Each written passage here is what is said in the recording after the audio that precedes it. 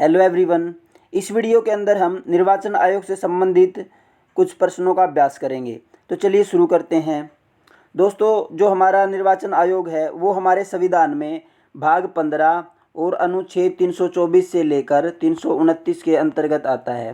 तो हमारा जैसे कि फर्स्ट क्वेश्चन है, इसमें पूछा गया कि किस अनुच्छेद में निर्वाचन आयोग का उल्लेख मिलता है हमारे संविधान के अंदर। तो राइट आंसर होगा इसका ऑप्शन बी।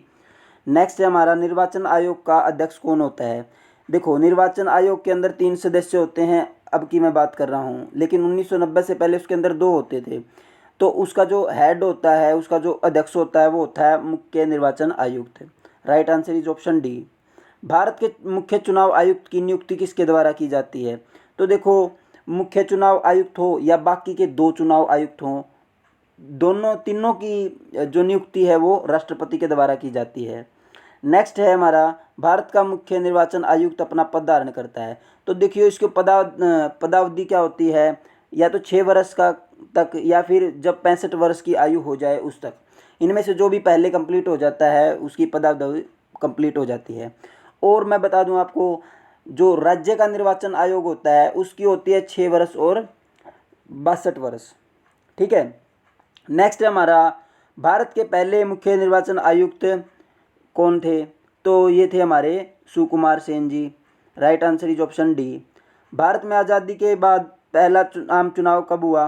तो देखो, 1951 के अंदर ये शुरू हुआ था पहला आम चुनाव, लेकिन जो ख़त्म था वो हुआ था 1952 के अंदर। और ज़्यादातर क्षेत्रों में चुनाव 1952 में हुए थे, इसलिए इसको 1951 नहीं 1952 का हम आम चुनाव मानते हैं। तो right answer is option B, 1952।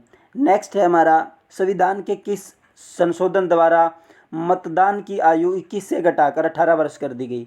तो दोस्तों, 61वां संविधान संशोधन होता है 1989 के अंदर, जिसके अंतर्गत क्या किया जाता है, जो पहले 21 साल होती थी वोट देने की उम्र, वो घटाकर 18 साल कर दी गई। Right answer is option B. Question number 8 है हमारा, मुख्य चुनाव आयुक्त को उसके पद से कौन हटा सकता है। तो जो संसद के दोनों सदन हैं वही उसको हटा सकते हैं।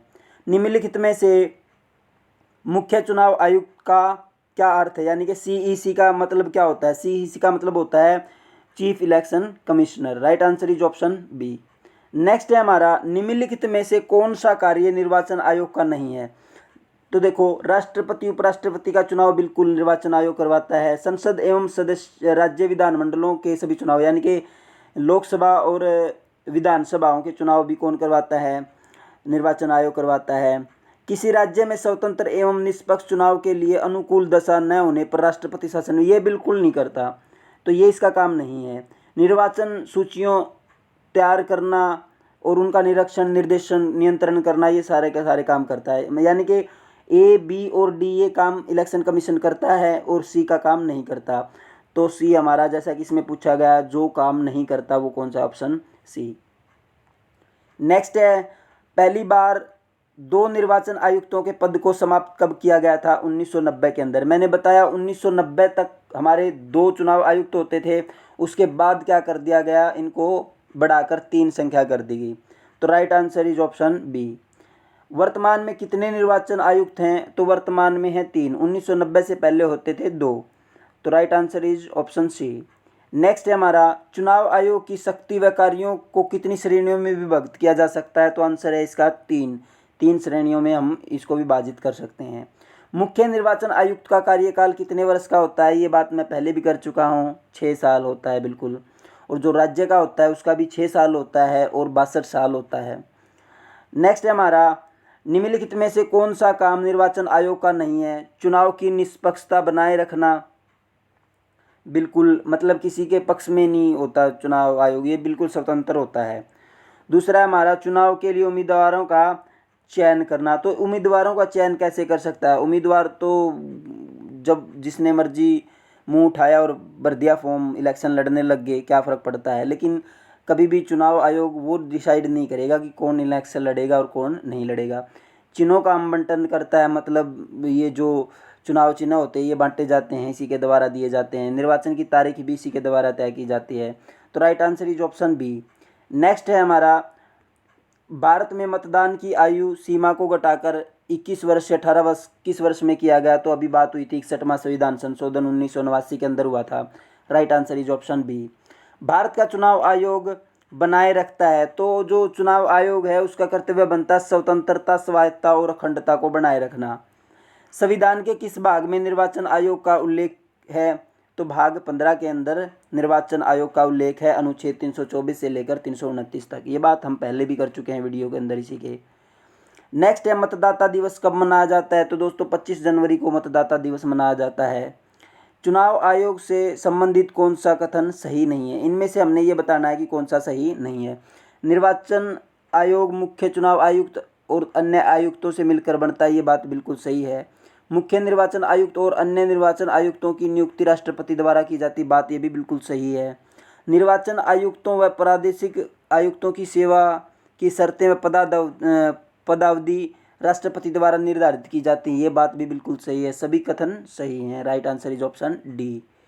नेक्स्ट है राज्य चुनाव आयोग के चुनाव आयुक्त का निम्न में से कार्यकाल होता है। मैंने इसका पहले भी डिस्कशन किया था इसी वीडियो के अंदर, 6 वर्ष या 62 वर्ष। तो right answer is option C. जो भारत का चुनाव आयोग होगा उसके अंदर 65 वर्ष होगा और जो राज्य का उसके अंदर 62। ऐसे याद कर सकते हैं, राज्य होता है छोटा सा, मतलब छोटा होता है थोड़ा सा देश भारत से, तो उसके राज्य छोटे हैं, तो इसलिए भारत का 65 में है और राज्यों का 62 में। नेक्स्ट है हमारा मुख्य निर्वाचन आयुक्त को हटाने के लिए किस प्रकार की प्रक्रिया का पालन किया जाना चाहिए। तो मैं आपको बता दूं, जैसे चीफ जस्टिस ऑफ इंडिया जो हमारे सुप्रीम कोर्ट के चीफ जस्टिस होते हैं उसको जिस विधि से हटाया जाता है उसी विधि से इसको भी हटाया जाता है। Right answer is option B. प्रादेशिक निर्वाचन आयुक्तों की को किसकी सिफारिश के आधार पर हटाया जा सकता है, तो मुख्य चुनाव आयुक्त की ही सिफारिश पर उसको हटाया जा सकता है। नेक्स्ट है चुनाव के समय किसी चुनाव क्षेत्र में चुनाव प्रचार कब बंद हो जाता है, मतलब मतदान समाप्त होने से 24 घंटे पहले। Right answer is option D. Next है हमारा भारत के विभिन्न राजनीतिक दलों को राष्ट्रीय या क्षेत्रीय दल का दर्जा देने का अधिकार किसको, मतलब कौन डिसाइड करेगा कि कौन सी पार्टी नेशनल पार्टी है, कौन सी स्टेट पार्टी या लोकल पार्टी है, तो ये सब डिसाइड करता है हमारा चुनाव आयोग। Option is C.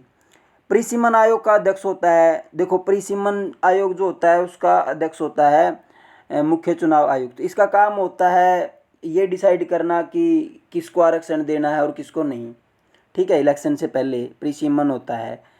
नेक्स्ट है हमारा भारत के प्रथम मुख्य चुनाव आयुक्त कौन थे, वो थे हमारे सुकुमार सेन। नेक्स्ट है हमारा भारत को निर्वाचन पद्धति निम्नलिखित में से किस देश की निर्वाचन पद्धति के अनुरूप है, मतलब किस देश के जैसे निर्वाचन होते हैं हमारे देश के अंदर, तो ब्रिटेन के जैसे होते हैं। Right answer is option C. प्रत्यक्ष निर्वाचन किसे कहते हैं, तो देखो प्रत्यक्ष निर्वाचन में क्या होता है, जनता अपने प्रतिनिधि को चुनती है, वो प्रतिनिधि आगे जाके कोई सीएम चुनना है या पीएम चुनना है उसका चुनाव करते हैं। Right answer is option C, जनता द्वारा प्रतिनिधि चुनना। 1952 का वर्ष भारतीय इतिहास में क्यों महत्वपूर्ण है, तो दोस्तों 1951 और 1952 में पहले लोकसभा के आम चुनाव हुए थे, इसीलिए यह इतिहास में बहुत महत्वपूर्ण माना जाता है। तो right answer is option D. दोस्तों इस वीडियो में हमने 30 क्वेश्चन किए हैं। इसका जो दूसरा भाग आएगा यानी कि पार्ट 2 आएगा उसमें भी मैं 50 के आसपास क्वेश्चन करवाऊंगा और उसमें कुछ ऐसे क्वेश्चन भी दूंगा जिनका कोई आंसर नहीं होगा, तो वो आंसर आपको खुद ढूंढने हैं और कमेंट करना है।